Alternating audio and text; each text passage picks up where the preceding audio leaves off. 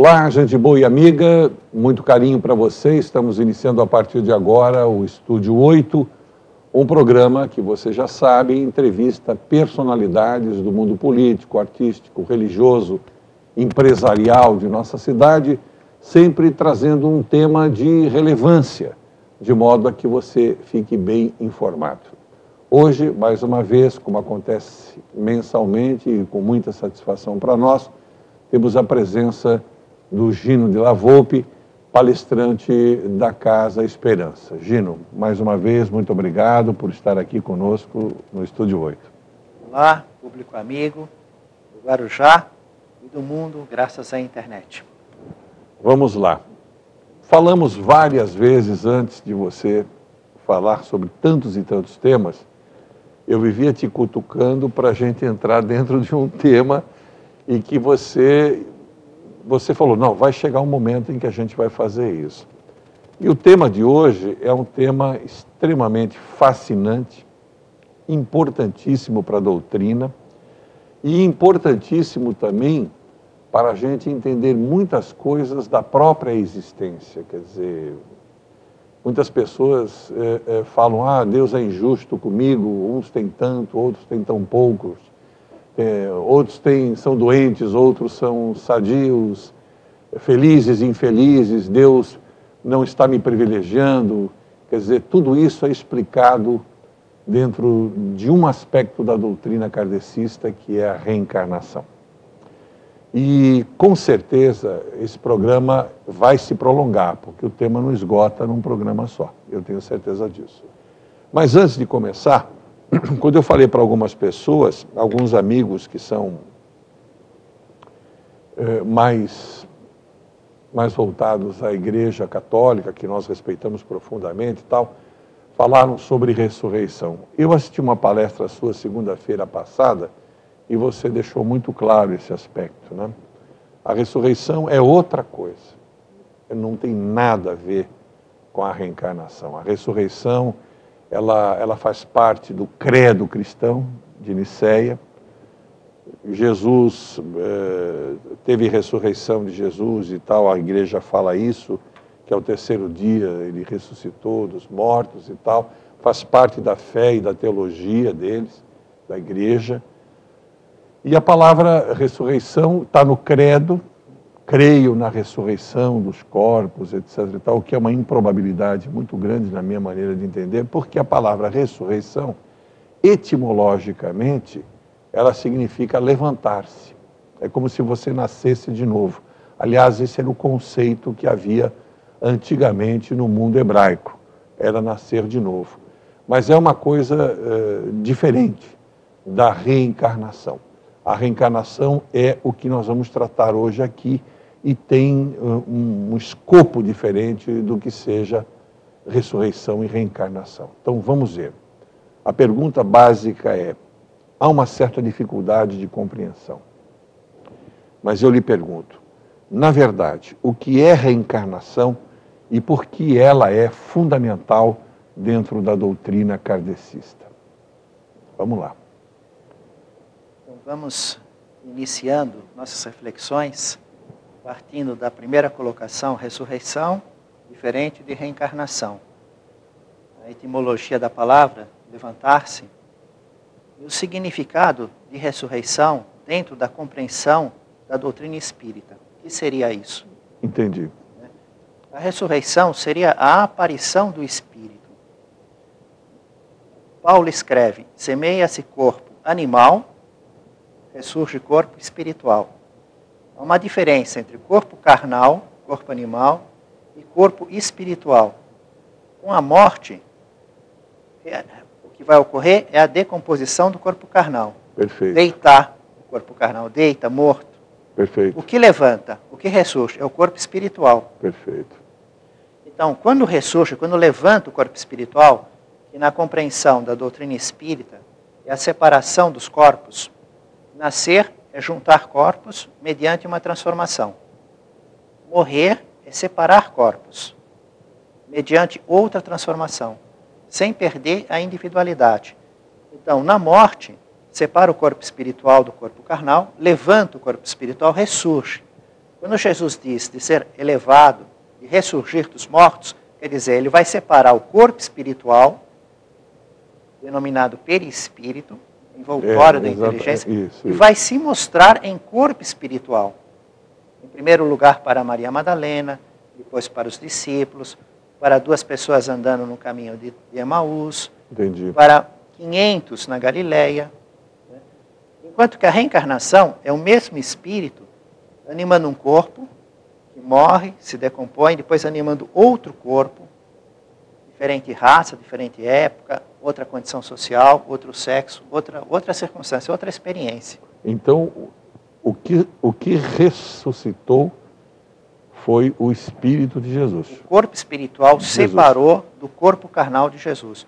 O corpo carnal entra em decomposição, que é a lei da natureza para todos os corpos. Isso, perfeito. Se decompõe em líquidos, sólidos, gasosos, isso. E vai trabalhando na natureza, se integrando a novos corpos, como a química não explica. Agora, por que há essa transformação sem perder a individualidade? É uma modificação nas faculdades. É como pensando na nossa vida. Nós estamos aqui vivos e vivendo aqui no solo da Terra. Vamos supor que fôssemos fazer uma pesquisa, um trabalho no fundo do mar, por algumas horas, alguns dias, ou fazer um trabalho na Lua, no espaço. Nós iríamos mudar a nossa realidade material. Íamos continuar com o nosso corpo material, carnal, mas para viver no fundo do mar, vai ter uma outra condição. E nós, então, teremos que ter uma roupa especial. Uma roupa especial que nos permita viver lá no fundo com oxigênio, mas ela vai nos reduzir as faculdades. O que corremos aqui, o que podemos fazer de movimentos, nós vamos perder essas faculdades temporariamente enquanto estiver no fundo do mar fazendo aquele trabalho, aquela pesquisa.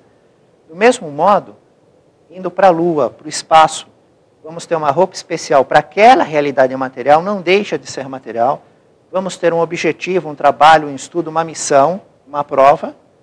E depois, quando voltarmos de onde viemos, vamos recuperar as faculdades. Então, o que ocorre com o espírito? Ele tem o seu corpo espiritual, o seu perispírito, e vive numa realidade material do mundo espiritual. Uma realidade material. Aí ele vai nascer, ele vai vir para uma outra realidade material. Ele já tinha o corpo espiritual. O fenômeno vai ocorrer durante a gestação, na fecundação. Sim. Então ele vai fazer uma transformação, né? Ele vai como que vestir a roupa para viver aqui, é o corpo de carne. Aí ele vai viver. Quando completar a experiência com a morte, ele vai separar-se do corpo carnal e voltar na vida espiritual, na sua realidade material, recuperando as faculdades que ele tinha, acrescido do seu saber, do desenvolvimento da sua moral que ele tiver conquistado aqui. Você falou uma coisa interessante. O momento em que o espírito ele se une ao corpo é no momento da fecundação? O espermatozoide fecunda o óvulo. Sim. Né? E aí existe a vinculação de um laço do corpo espiritual nessa união. Que é o perispírito. Aí ele vai formando, de célula a célula, ele vai se ligando, Tá. vai perdendo a consciência. Existem muitos detalhes a respeito desse fenômeno que não seria conveniente entrar neles de imediato. Tá. Só dar uma pincelada assim, bem por cima. Né? O perispírito, então, também cresce. Na reencarnação, ele encolhe muito, tá, e deixa uma certa parte da matéria que fica no mundo espiritual, que ele não se utiliza daqui, tá, né? E ele junta outra que ele vai utilizar aqui, que é o fluido vital. Sim. Então existe aí um fenômeno todo complexo. Aí é que a questão entra a reencarnação. Nós vamos ter com Allan Kardec e com o seu desenvolvimento na produção mediúnica de Chico Xavier. Então Allan Kardec, que é o pseudônimo do professor Rivaio, certo, que é uma filosofia com base científica e consequência religiosa. Então, como ele coloca o fundamento da reencarnação, né? Inclusive a questão 171 do Livro dos Espíritos, tá, ele coloca, como você colocou, a justiça de Deus, uma questão filosófica, e a revelação dos Espíritos, a questão de observar os fatos. Então, referente à justiça de Deus, é a única possibilidade de explicar que Deus é justo, tendo muitas vidas. Porque quando observamos a humanidade, observamos diferenças em tudo, na época, na guerra, na paz, na miséria, na fortuna, nas doenças, nos corpos sadios, nas aptidões, nas tendências que observamos nas crianças. Com a mesma educação, as crianças de um mesmo lar, numa mesma época, numa mesma condição social, mostram aptidões e tendências no saber e na moral completamente diferentes. Facilidade de aprender, dificuldade, o instinto para o mal, a rebeldia, a docilidade. Então, ou Deus fez as almas iguais, essa e é a como questão. é que se explica tudo isso? Essa diferença, como é que se explica isso? Então, Deus teria feito o princípio inteligente igual, ele entrou no seu processo evolutivo até estar em condições de animar os corpos humanos, e por muitas vidas em muitos mundos. Então, o que explica essa diferença é porque Deus não está fazendo a alma no momento que está sendo gerado o corpo, no momento que nasce o corpo.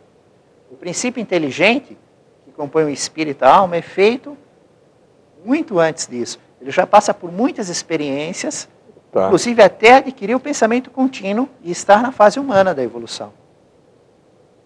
Então, até estar na fase humana. Então, só com a reencarnação é possível compreender Deus justo. Porque senão dizem assim, mas isso não é um problema de Deus, é um problema da humanidade. Então a humanidade é mais forte do que Deus. Deus é obrigado a se sujeitar a ela. A humanidade cria uma miséria, e aí está fazendo um corpo, e Deus é obrigado a pôr uma alma lá que vai ser escrava, vai ser oprimida, vai ser doente, e Deus está escravo, dependente das leis da genética. Né? Ele é obrigado a criar alma e colocar aquilo na hereditariedade, distribuindo ao acaso. Né? Sorte, azar, felicidade, infelicidade. Não. Todas essas leis da natureza são criadas por Deus e estão no seu controle continuamente. E todos os seres estão sendo educados. Mas eles têm o livre-arbítrio para fazer o certo e o errado, ou não? Tem. É o que justifica o fato de você evoluir mais e o outro evoluir menos, e assim por diante. Por isso que Deus é justo. É cada um... a cada qual aquilo que lhe é dado, que lhe é devido, não é isso? Então, fazendo a filosofia, só encontramos a reencarnação justificando a justiça divina. Sem a reencarnação, não há como compreender a justiça divina.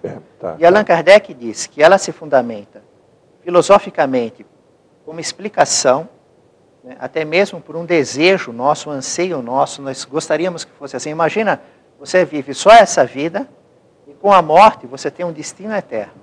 Que beleza que seria. Né? Quem quer arriscar? Não, seria uma beleza. Você vai para o céu ou para o inferno? Você quer arriscar só pela vida que você tem agora, de que você nasceu até hoje? Pensa com a sua consciência, e aí você quer arriscar seu destino eternamente por esta vida? Ou você deseja ter outra oportunidade, não confia tanto assim que o seu lugar é o céu, vai sofrer eternamente? E os entes queridos?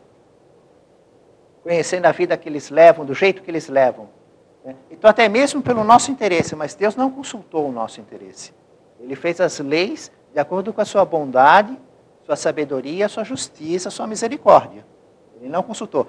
Mas até mesmo atendendo os nossos interesses, nem interessa que só tenhamos uma vida e um destino determinado por essa vida que estamos vivendo agora. Perfeito. Mas quando Allan Kardec fundamenta na justiça divina, a principal base do Espiritismo, ele é científico. Ele é observação de fatos. Então, da mesma maneira que o cientista pegou o microscópio e olhou o mundo dos infinitamente pequenos, e nós aprendemos sobre vírus, bactérias, causando doenças, saúde, explicando uma série de coisas. Com o desenvolvimento, nós tivemos o telescópio, os satélites, e observamos o espaço e aprendemos o movimento dos mundos. O infinitamente grande também é. O berçário de estrelas. Perfeito. Né? Através da mediunidade, esse instrumento, Allan Kardec pesquisou o mundo dos espíritos. Por mais de 1000 médiuns que não se conheciam, na maioria deles, através do testemunho dos espíritos, ele observa a realidade, o que está acontecendo, esse mundo que nós vivemos, estamos solidários com ele, né? Viemos e daqui a pouco vamos voltar para ele, com o nosso corpo espiritual, recebemos influência pelo pensamento, influenciamos com os nossos pensamentos, e eventualmente temos contatos ostensivos. Então, através desses contatos ostensivos, ele viu. Mas ele viu o quê? É a mesma coisa que entrasse num grande centro escolar de ensino e você visse um monte de aluno, alguns estando no momento na escola, na aula, e outros estando fora da aula, sendo um momento dos dias de descanso, de conversa, de lazer. Então ele viu que os espíritos são seres que estão fazendo um processo evolutivo, eles evoluem e eles estão em anos escolares. Eles estão sendo educados. Ele viu uma hierarquia logo de cara. Ele não viu todos os espíritos igual no saber, igual na moral. Ele viu uma infinita variedade de conhecimentos, de ignorância, de virtudes, de vícios, espíritos de luzes, espíritos trevosos. Só um minutinho. Desculpa interromper, mas... Então, é uma coisa que já se discutiu muitas vezes, né? Fala assim, Jesus virá para julgar os vivos, os mortos e tal. Então, muitas vezes a gente pergunta se a missão é coletiva ou ela é individual. Isto é, Jesus reconhece que a missão do ser humano é uma missão individual, porque do jeito que você colocou, você tem uma sala de aula, né? E essa sala de aula, você tem um colégio, por exemplo, onde você tem diferentes níveis de evolução. Então, de uma certa forma, o mundo é uma convivência, não de contrários, mas de pessoas desniveladas, vamos dizer assim, espiritualmente falando, crescendo, e onde você cresce por mérito seu. Aí eu pergunto, a missão de Deus para este mundo é uma missão coletiva ou ela é fruto da individualidade e do crescimento de cada um? Porque dizem que é uma missão coletiva, ou não? São os dois, é individual e coletiva. Então nós temos o dever de buscar a nossa evolução individualmente, respondemos também dentro da família, dentro das instituições, como nação e como planeta. Entendi. Então existe o progresso material e moral, da individualidade e dos grupos. Então quando Kardec observa o mundo dos espíritos, o que ele percebe do espírito? Ele é um ser inteligente inserido num processo evolutivo. Todos com o mesmo destino, a perfeição relativa da criatura.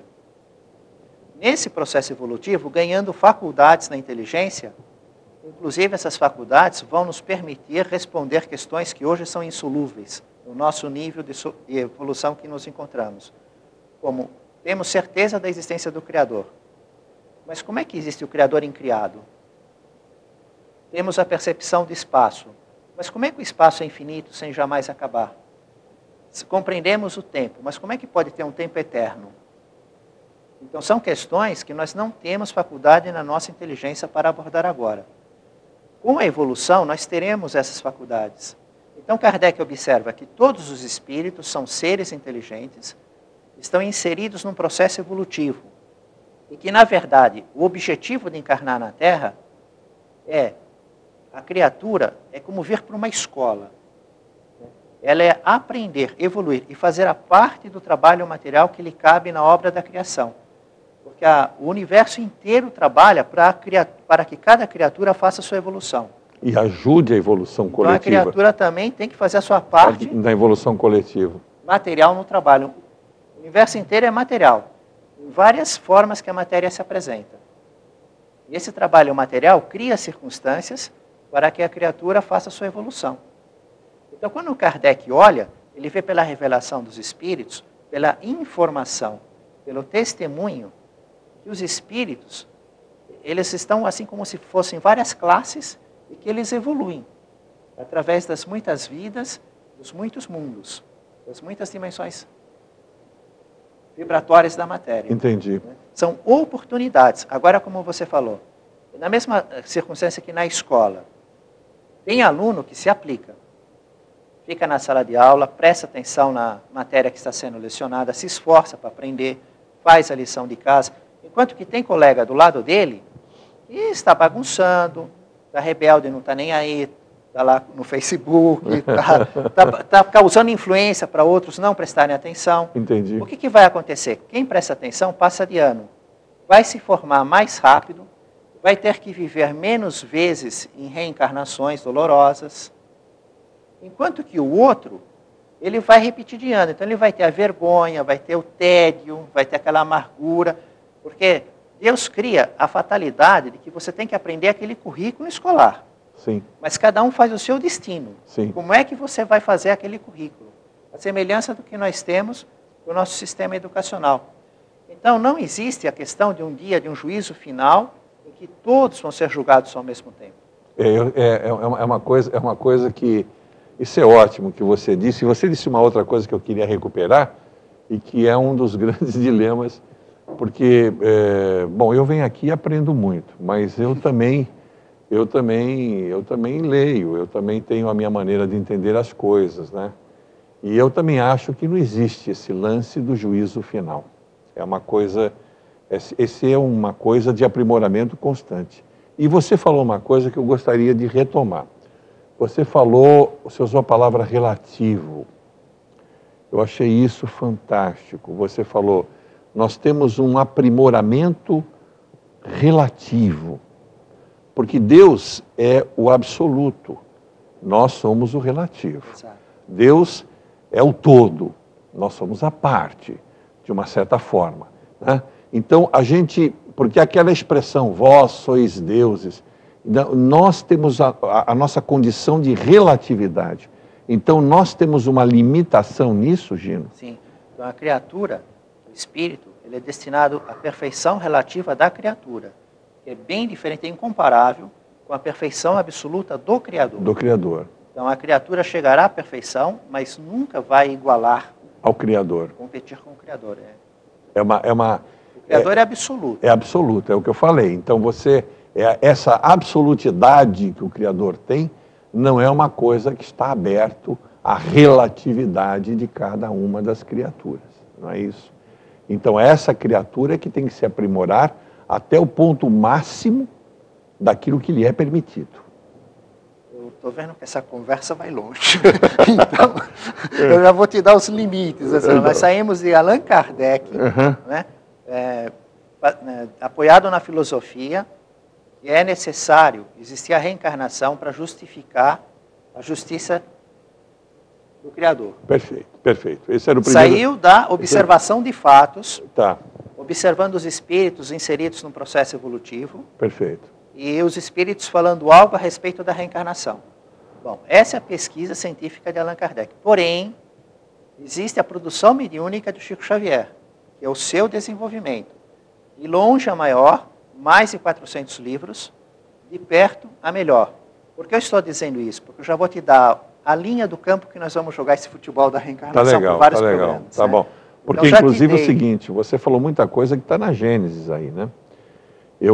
O começo da Gênesis é um negócio do livro do Kardec, é uma coisa absolutamente fascinante. É o começo da Gênesis, quando ele define Deus, quando ele fala do Espiritismo, quando ele vai falando sobre o fluido vital, sobre todas aquelas coisas que surgiram, é uma coisa fascinante. E que para nós é uma coisa muito grandiosa. E repentinamente você tem a produção mediúnica do Chico Xavier, que vem e faz o seguinte, está vendo essa coisa gigantesca? É assim, ó. E ele mostra nos seus limites humanos. Eu acho que o grande valor do Chico foi trazer esta humanidade do grande pensamento de Kardec para que você pudesse entender as coisas com mais facilidade. Mas prossiga. Então, aí nós temos... Vou até tomar uma gole d'água aqui, porque você está me deixando sedento. Vamos lá. Da constatação do fato da reencarnação, da sua justificativa filosófica, até ao ponto de certas minúcias que vamos encontrar nos livros do Chico Xavier, principalmente no livro Missionários da Luz, que é o espírito André Luiz, psicografando por Chico Xavier, publicando em Pedro Leopoldo, no dia 13 de maio de 1945. Esse livro ele tem 55 páginas no capítulo 13, Reencarnação, em que eles acompanham um caso da vida real, a reencarnação de Segismundo, cujos pais são Adelino e Raquel, um drama de uma família, como toda família está inserida na sociedade de relacionamentos, problemas financeiros, né? Só que ele vem trazendo circunstâncias nos detalhes.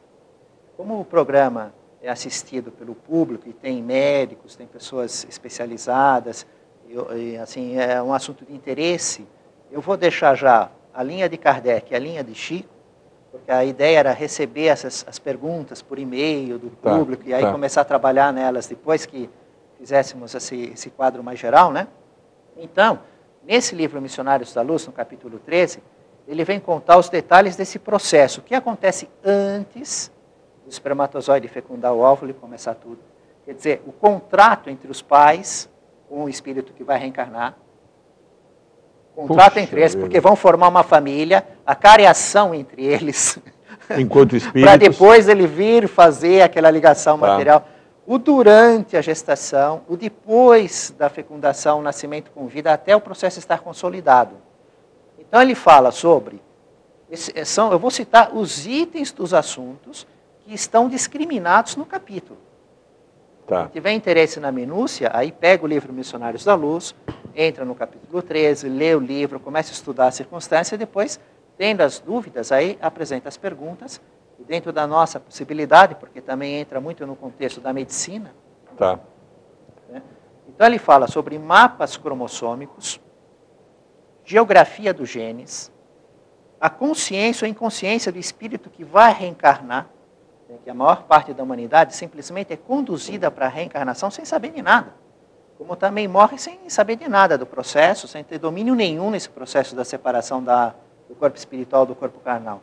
Ele tem uma fé, outros nem isso, outros têm dúvida, e simplesmente nasce e morre. Bom, ele estuda a consciência e a inconsciência, os espíritos construtores, que vão fazer o trabalho de magnetização do corpo espiritual, de redução do perispírito, para ele poder iniciar esse processo na gestação. A divisão da cromatina, a presença ou ausência dos espíritos no ato da relação sexual dos cônjuges, a redução da forma perispiritual, a organização fetal, a consolidação do processo, que só se consolida com 7 anos, de existência? Que é quando o perispírito de quem nasceu já comanda o processo de fabricação do sangue, a forte ligação do corpo espiritual com o sangue, a nova forma, as características e influências da hereditariedade, do pensamento materno, do pensamento do reencarnante, do pensamento dos espíritos construtores na forma, e o plano construtivo, o projeto de vida que sempre é para o bem. Mas isso é diferente de fatalismo, porque a criatura tem o seu livre-arbítrio. Então é dentro desse cenário da constatação simples de Allan Kardec, como Nicodemos foi conversar com Jesus e não conseguiu compreender a reencarnação. E é o que nós muita gente hoje ainda tem fé nos sinais de Jesus e não compreende a reencarnação. Até este limite traçado por Chico Xavier nesse livro, com esses tópicos que acabamos de ler. Nós vamos... O Michel já veio nos avisar aqui que temos que fazer um intervalo comercial, nós vamos fazer o intervalo e retomamos então com Nicodemos, que é o que você colocou. Vamos ao comercial. Com você, Michel.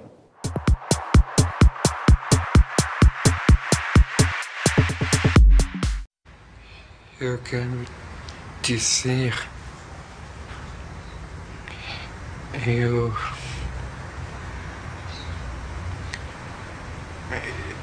Eu preciso... Eu quero dizer para você... Peraí.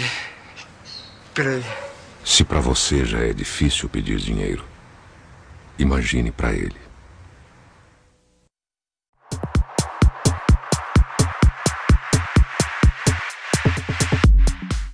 Muito bem, estamos de volta com o programa Estúdio 8. Esqueci de falar, a gente fica tão empolgado com a temática, eu esqueci de falar que isso daqui é uma gentileza do bar e restaurante Monte Carlo, né? Que é o ponto alto da gastronomia. Você deve ir lá um dia, viu, Chico? Chama de Chico, sei lá. Você deve ir lá um dia, deve ir lá um dia, inclusive você deve comer lá no Zé Geraldo camarão feito no pão italiano. É uma coisa genial. Não é porque ele é meu cunhado, não, mas é uma coisa genial. E também nós temos aqui o apoio do Sindicato dos Funcionários Públicos Municipais de nossa cidade, sempre lutando empedernidamente para fazer valer os seus direitos. Nós estávamos falando sobre Nicodemos. Antes, eu quero te fazer uma pergunta que é uma curiosidade minha. Sobre você. Por que você faz sempre questão de dizer a data da obra? É um hábito ou há uma explicação para isso? Você chega e fala assim, Missionários da Luz, escrito em tanto, Boa Nova, escrito em tanto. O que é isso? É um referendo para mostrar que ela tem um peso de uma tradição ao longo do tempo? Ou é um hábito simplesmente seu? Não, o objetivo é que a pessoa localiza a época, o local, por exemplo, Missionários da Luz, como vimos, né, 13 de maio de 1945, na cidade de Pedro Leopoldo. Entendi. E o Chico Xavier, com a instrução do Grupo Primário Escola São José, Grupo Escolar São José, né, e aí a pessoa observa o livro, os dados científicos, os dados históricos, astronômicos, naquela época que o computador não era disponível, não, nem era pensado. Internet, né? Então, realmente é um impacto muito grande, inclusive com os conhecimentos da ciência, porque eles trazem muitas informações sobre a ciência acadêmica que na época não era conhecido, foi revelação científica, inclusive esse livro, o Missionários da Luz, o capítulo 2, ele fala da glândula pineal da epífise, Perfeito. Uma série de informações que levou mais de 10 anos, era futuro em relação a 1945, é passado em relação a 2014. Então isso tem um peso extraordinário. E tem. Né? Porque está lá no livro, tem o ano, não tem como ter fraude. É verdade. Alucinação. É verdade. Né? Aí você está numa coisa que é seu passado e é futuro daquele livro. E é dados que são conferíveis pela academia científica. Como ele fala aqui no livro Consolador, né, que é um livro que os espíritas fazem perguntas para o espírito Chico Xavier, e tem uma pergunta que tem relação com a reencarnação. A 32. Quando o embrião está sendo formado, existe uma interpenetração dos fluidos entre a gestante e a entidade então ligada ao feto. Existem consequências verificáveis? Porque a mãe tem o seu corpo espiritual. E quem vai nascer tem o seu corpo espiritual. Então o que vai estar acontecendo? Um corpo espiritual, outro corpo espiritual. A mãe tem um corpo carnal e vai estar formando um corpo carnal. É uma coisa invasiva. Né? Bom, e aí ele fala, existe essa interpenetração dos fluidos dos corpos espirituais. E aponta uma consequência verificável. Olha que interessante a resposta do Espírito Emmanuel. Essa interpenetração de fluidos é natural e justa, ocasionando, não raras vezes, fenômenos sutilíssimos, como chamados sinais de nascença. Puxa vida. Que somente mais tarde poderão ser entendidos pela ciência do mundo, enriquecendo o quadro de valores da biologia no estudo profundo das origens. Então, nesta época que foi feito esse livro, a biologia não explicava os sinais de nascença. Ele disse que vai ser no futuro. Eu não sou conhecedor profundo da biologia, não sei dizer hoje como a biologia explica o sinal de nascença. Mas pelo conteúdo, ele explica que é questão da interpenetração dos corpos espirituais para explicar, pelo menos em parte, os sinais de nascença. Então vai ter um dia, né, que a medicina vai ter que dizer, vai mostrar, e aí acaba confirmando, né, quando ela tiver conhecimento do corpo espiritual. Por isso que eu cito as datas, porque nós temos que entrar dentro da época, do conhecimento acadêmico da época. Entendi. Para ver realmente o valor daquilo sair. Entendi.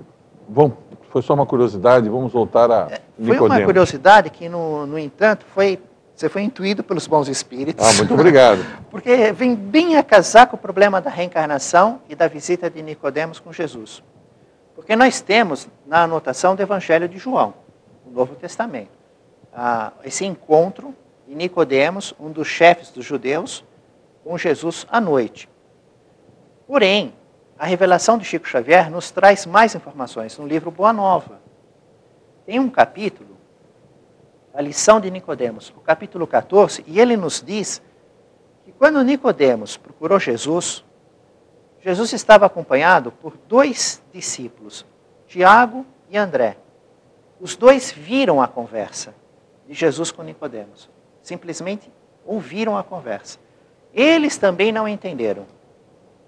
Não entenderam o nascer de novo, da água, do espírito, a questão de ser levantado, ser elevado, as 3 tentativas que Jesus realiza tentando explicar para Nicodemos a reencarnação.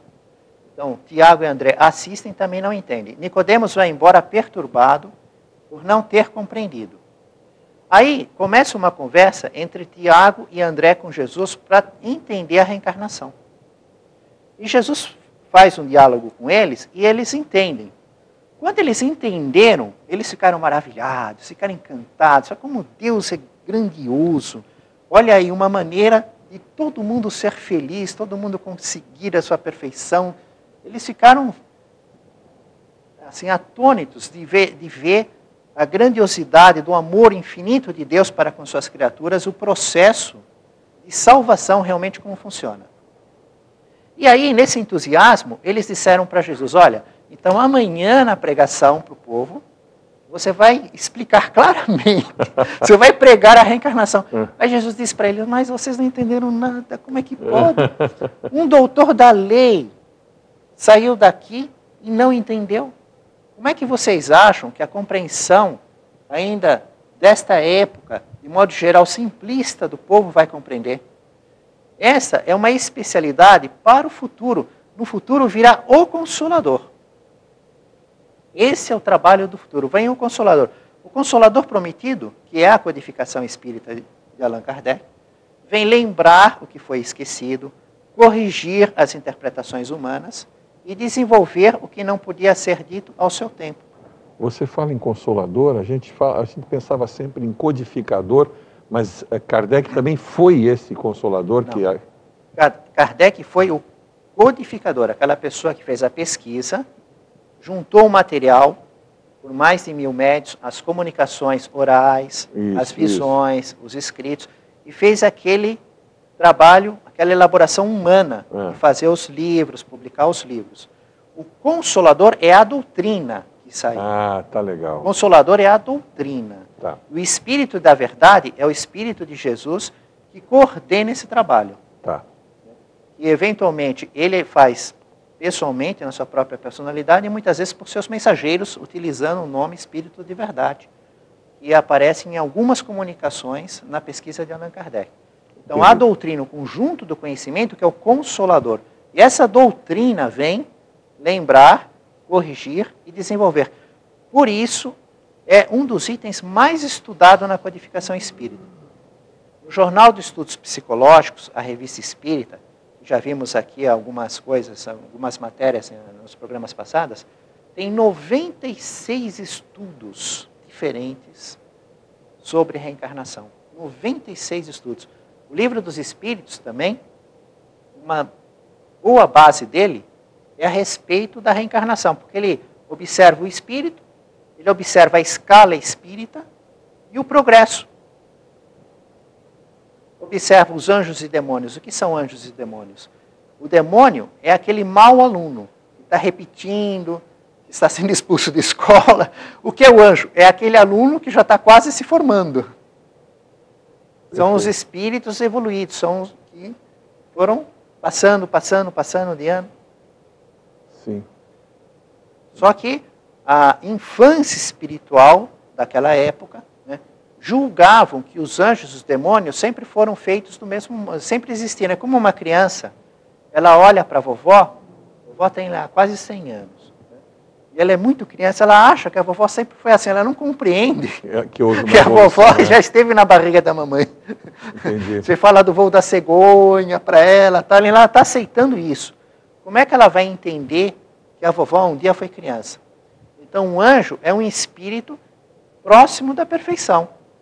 Um demônio é um espírito que se obstina, que é rebelde à evolução. Não existe anjo decaído. Deus não faz nada imperfeito, os espíritos não degeneram moralmente. Deus não é uma montadora de automóvel que junta as peças, passa pelo padrão de qualidade, faz a revisão, te vende o carro. Aí passa um tempo, tem que chamar de volta. Porque tal peça não sei o quê, traz aqui que eu vou consertar. O espírito chegando nesses níveis de evolução, ele não degenera moralmente. Ele não evolui? Não, Deus não faz recall de anjos. Entendi. Ele só progride. O aluno na escola vai do ensino fundamental ao ensino superior. Então, você passou do 6º para o 7º, você não volta para o 6º nunca mais. Mas você pode repetir o 7º várias vezes. Esses espíritos maldosos, assassinos, gente da pior espécie, eles não são, então, espíritos que involuíram? Não. Eles foram sempre passando de ano, só que no ano em que eles se encontraram, naquela cota de aprendizado, de exercício de experiência, eles acabaram sendo rebeldes e estão dando essa péssima impressão. E vão aprender através do sofrimento. É como, por exemplo, se andamos a pé, aí vamos evoluir, andar de bicicleta, vamos evoluir, andar de automóvel, vamos evoluir de avião, vamos evoluir de foguete. Para cada realidade, a bicicleta, ela nos mostra uma certa realidade material. Sim. O automóvel nos permite outras instâncias, outras realidades. O avião, outra perspectiva. O foguete, outra perspectiva. Quando você está formado na bicicleta, você ganha direito a fazer a carreira no automóvel. Quando você está formado no automóvel, você ganha direito a ser piloto. Entendi. Quando você está formado lá, você é direito... Você pode já está formado no automóvel, começou no avião, e no avião você está indo como um desastre naquilo lá. Você não volta para o automóvel, você continua naquela fase de avião. Mas você está indo muito mal naquilo. É como na escola, você passa de um ano para o outro, você passou do 6º para o 7º. Você tirando 0 em todas as matérias do 7º, você continua no 7º, não volta para o 6º. Não é assim? É assim, mas tem uma questão aqui que seria interessante dizer ao público e para mim. A casa de meu pai tem muitas moradas, então a gente veio para este mundo tem as suas próprias características e evoluímos de outro para este. Então, estamos crescendo e evoluindo dentro deste. Isso significa que nós já fomos piores? Porque se a gente veio para evoluir aqui, significa que nós já fomos piores. Talvez a gente já tenha sido... É assim, se pensarmos sempre no processo escolar humano, nós temos facilidade de entender. Então, tem aluno que entra no primeiro ano e vai até estar formado sem repetir nenhum ano, e tem aluno que repete de ano.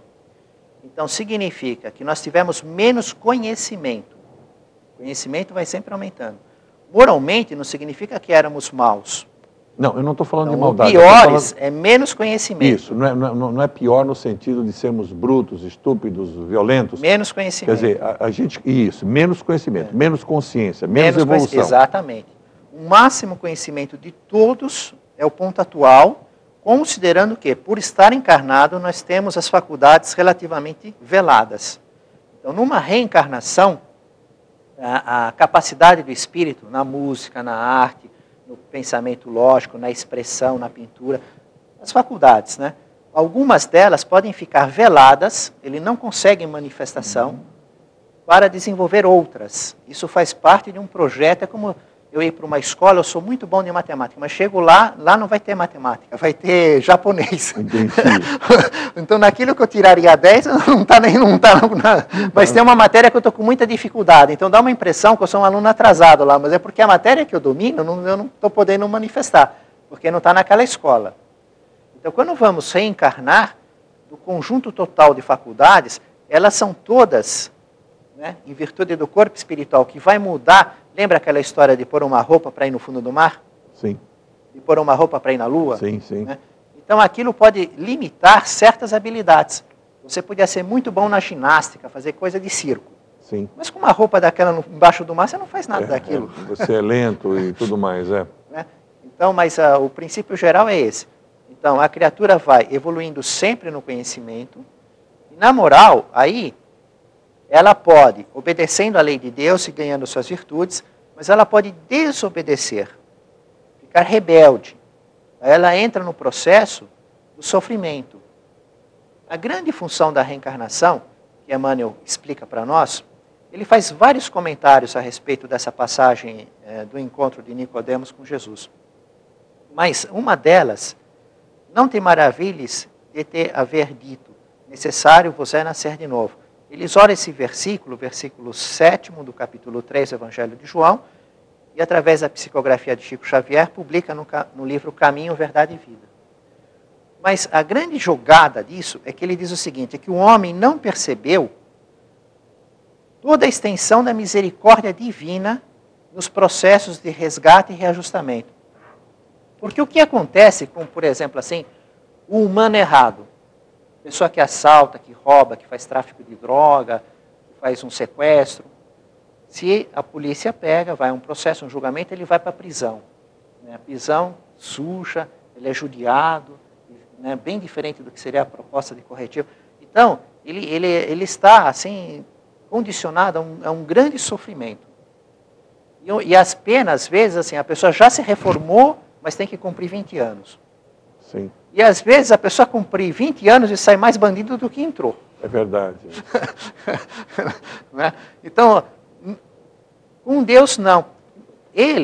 Nós vamos fazendo nossos erros, e em vez de estar determinado a um grande sofrimento, por um tempo determinado, Deus nos dá a oportunidade de novas oportunidades para aprendermos a fazer certo.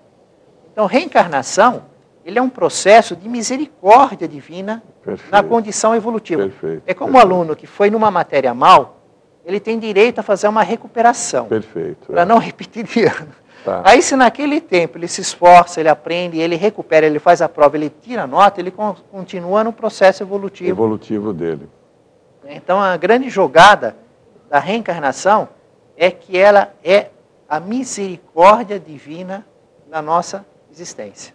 Então, além de ser o lado justo, é o lado bondoso de Deus. Misericordioso. Misericordioso de Deus, né? Já se discutiu muitas vezes, Deus é mais infinitamente bom ou é mais infinitamente justo, por exemplo. É uma coisa que você não pode separar, porque a conduta divina é sempre uma conduta de bondade, de justiça, de misericórdia. Segundo Jesus, pode. Por quê? Pelo menos na produção mediúnica do Chico Xavier, né? Deus é soberanamente bom e justo. É as duas coisas, mas primeiro ele é bom, depois ele é justo. Inclusive, o contexto aqui do livro Revelação do Boa Nova, que quando Jesus conversa com Nicodemos, e nós nem vimos a conversa segundo a anotação do Evangelho de João, né?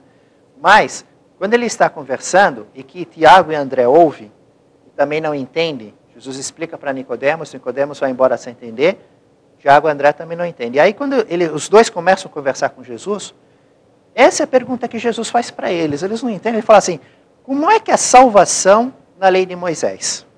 Exatamente essa, ó. Dentro da lei de Moisés, como se verifica o processo de redenção, de evolução, de salvação? Isso. E a primeira coisa que vem na mente deles e que eles apresentam para Jesus é a justiça. E a justiça, que era assim, a primeira coisa do edifício, né? Quebradura por quebradura, olho por olho, dente por dente. Como você for desfigurado, assim você irá desfigurar o seu adversário. A questão da justiça. E Jesus diz assim para eles, olha, vocês raciocinam a lei com a mesma estreiteza de visão que Nicodemos. A lei, não são os 613 mandamentos, mas qual que é o maior mandamento? É o da bondade. Amarás a Deus de todo o teu coração, de toda a tua alma, de todo o teu entendimento, de todas as tuas forças. Qual o segundo maior mandamento? Amarás ao próximo como a si mesmo. Como a ti mesmo, tá. E isso era quase que unanimidade no estudo dos judeus em relação à lei. De 613 mandamentos, os 2 maiores eram, primeiro, o amor a Deus. O segundo, o amor ao próximo, como a si mesmo. Mesmo você pegando só os 10 mandamentos do Monte Sinai, no deserto de Sinai, no Monte Horebe, o que vem primeiro? Não matar? Não. Amar a Deus. Amar a Deus. Todos em relação a Deus é primeiro. Depois é que vem os outros. Não matar, não roubar, não adulterar, não cometer falso testemunho. Ó, esses outros, ele é uma questão da justiça. Você não quer ser assassinado, você também não mate. Você não quer ser roubado, você não roube. É uma questão da justiça. Mas antes da justiça vem o amor. Vem o amor. Deus é antes misericordioso. Em primeiro lugar, no edifício está o amor, não a justiça. Mas não é porque Deus põe em primeiro lugar o amor, é que a justiça não existe.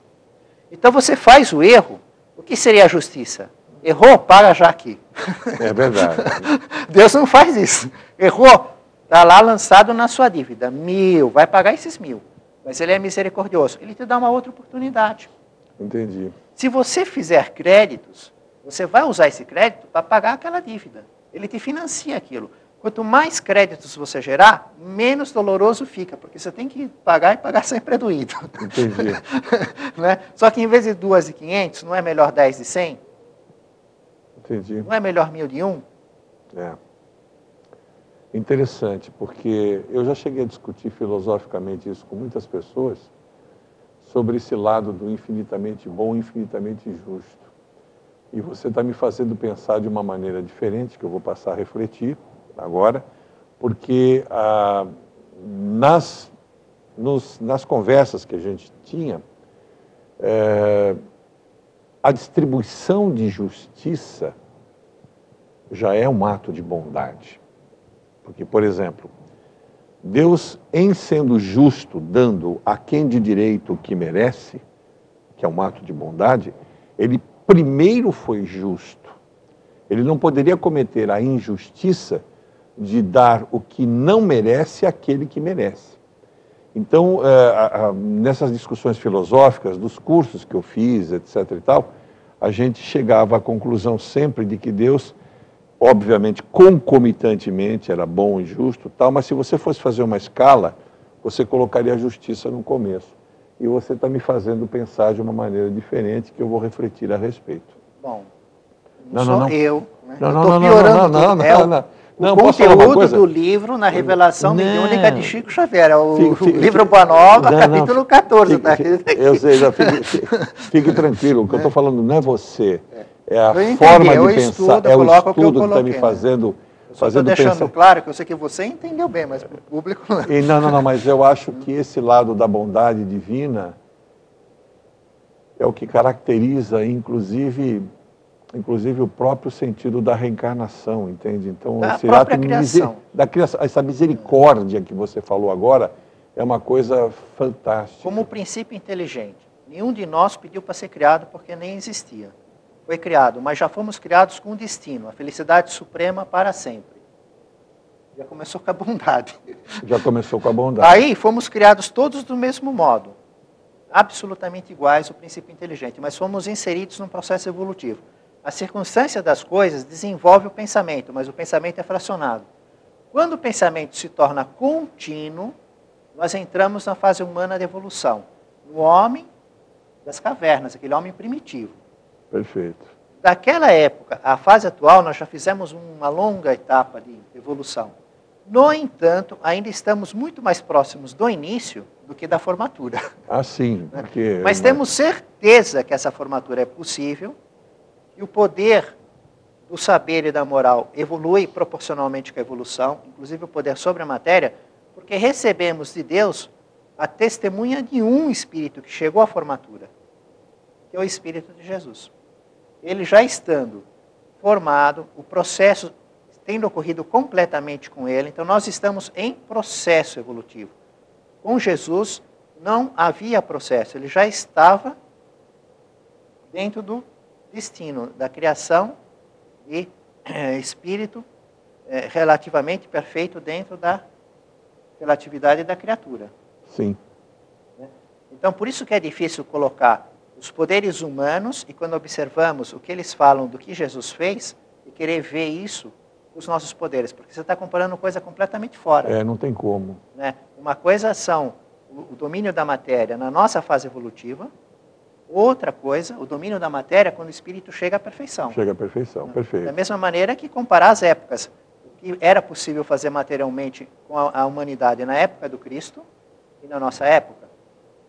Nós conhecemos muito mais a matéria, podemos fazer avião, foguete, celular, televisão. Na época do Cristo isso tudo seria impossível. Perfeito. Com muito mais diferença, um espírito chegar à perfeição. Então ele chega e vem. Se não fosse a vinda desta encarnação, Jesus encarna no corpo carnal, mas de um modo completamente diferente do que nós estudamos aqui no livro Missionários da Luz. Por exemplo, a questão da consciência, da redução do perispírito, da ajuda de espíritos contra... Tudo isso daqui não serve nada em relação à vida de Jesus. Sem alterar as leis da natureza, porque isso daqui serve para a nossa fase evolutiva. Entendi isso. Não para a encarnação de um espírito puro. Você, a todo instante, separa duas coisas fantásticas que eu sempre também entendi assim. Você fala do conhecimento e da moral. Então você fala do saber, do racional, né, e da moral. Conheço muita gente que se julga absolutamente douto, porque sabe muito, mas moralmente tem muito a desejar. A gente vê isso na corrupção que campeia por aí. Tem muita gente desse tipo. Agora, a humanidade, ela evolui através da aquisição de uma série de conhecimentos. E a cada dia que passa, o ser humano descobre mais coisas. Você mesmo fala, na época de Jesus não tinha computador, não tinha isso, não tinha aquilo. Então, qual é a finalidade realmente desse caminhar do ser humano, das sucessivas reencarnações? O objetivo é só moral ou é só os dois? Os dois, perfeito. Mas desenvolve, não é igualmente que desenvolve, né? Tá. Pode desenvolver mais na inteligência, no raciocínio, no domínio da matéria, e moralmente, não, como ao contrário. Tá. Então, observamos, isso é uma realidade que observamos de modo muito claro na vida do mundo espiritual. Espíritos que são muito evoluídos na inteligência e são muito maldosos. Perfeito. E espíritos que são muito bondosos e são praticamente leigos na questão da intelectualidade, da inteligência. Tem um coração de ouro, são bondosos, humildes, pacientes, tolerantes, são uma virtude. Porém, o raciocínio deles ainda está bem no início. E tudo é isso... como assim, tem um aluno no 4º ano do conhecimento, mas está muito bagunceiro. E tem um aluno no 1º ano, mas muito bonzinho. Entendi. Tudo no mesmo colégio, né? Vivendo ao mesmo Isso que tempo. é a Terra, né? Vivendo ao mesmo tempo. Eu vi que você agora, depois de vir aqui várias vezes, você percebe que o som muda quando o Michel entra, né? E você vê o Michel dando sinal para nós. Infelizmente, a gente vai ter que encerrar, já chegamos no nosso limite de tempo. Mas eu acho que esse assunto vai longe. Vai longe. Nós nem começamos a visita de Nicodemos com Jesus. É Depois verdade. Tem João Batista e Elias, enfim, tem tanta coisa. Então esse assunto vai longe. A semana que vem não, o mês que vem a pauta tá montada praticamente, né? E infelizmente a gente vai ter que encerrar. Estava muito interessante, gostei muito do programa e deixo com você as câmaras para que você se despeça dos nossos telespectadores. Família espiritual de Jesus, no caminho do reino dos céus, em nome do Mestre Jesus, louvado seja Deus. Bom, eu digo a você que ficou aí conosco, muito obrigado pela sua audiência. Nosso programa vai ao ar normalmente às 22 horas de às terças e quintas-feiras, programas originais, mesmo ele sendo repetido ao longo da programação da emissora, porque os nossos programas são repetidos de manhã, de tarde, de noite, em dias alternados, né? Então eu agradeço muito você ter ficado aí conosco, às vezes atrasa um pouquinho o nosso programa. Tivemos um probleminha com o YouTube, mas vamos solucionar, e tudo aquilo que a gente está fazendo, as entrevistas que estamos fazendo voltarão a figurar no YouTube, porque muita gente nos cobra, né? Inclusive cobra muito a participação do próprio Gino. Lembro que o Bar e Restaurante Monte Carlo é o ponto alto da gastronomia na nossa cidade, é um dos colaboradores do nosso programa. Lembro também que o Sindicato do Funcionalismo Público Municipal aqui do Guarujá é também outro colaborador conosco. Muito obrigado, agradeço sempre os dois. E a você que ficou aí, meu muito obrigado, realmente obrigado mesmo. Muitos nos mandam e-mails, muitos nos fazem perguntas. Qual é o seu e-mail, Gino? gino88@uol.com.br. E a Casa Esperança Centro Espírita fica na Avenida Humberto Prieto Pérez, no Guaiúba, número 588. As palestras ao público é segunda, terça e sexta, às 20 horas. O meu dia de compromisso na palestra ao público são segundas e sextas-feiras. Sextas-feiras. Então, se você quiser mais alguma coisa, não se esqueça, gino88@uol.com.br. É uma coisa muito boa a gente se comunicar a respeito disso que está acontecendo. Recebo alguns e-mails com sugestão de pauta, que para mim é muito bom, e por conta disso é que o Gino acabou vindo aqui e muitos temas foram trabalhados. Mais uma vez, o nosso muito obrigado, que Deus abençoe a todos, e não se esqueçam, fique aqui, fique na nossa TV, porque aqui a gente sabe o que diz. Até logo e até uma outra oportunidade, se Deus quiser.